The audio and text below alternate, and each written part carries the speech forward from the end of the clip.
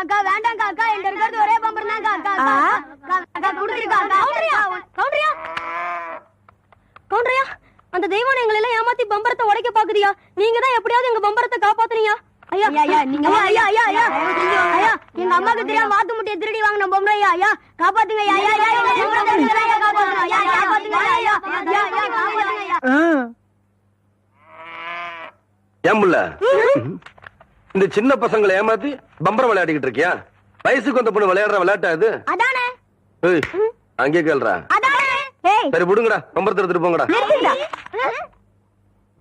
கவுண்டரே, பம்பரம் விளையாட்டுல ஜெயிச்சது நானு, தோத்தது இந்த பசங்க. உங்க பஞ்சாயத்தெல்லாம் இங்க செல்லாது. வேணா ஒண்ணு செய்யுங்க. என்ன புள்ள? இந்த பம்பரத்தை இந்த வட்டத்துக்குள்ள வைக்கிறேன்.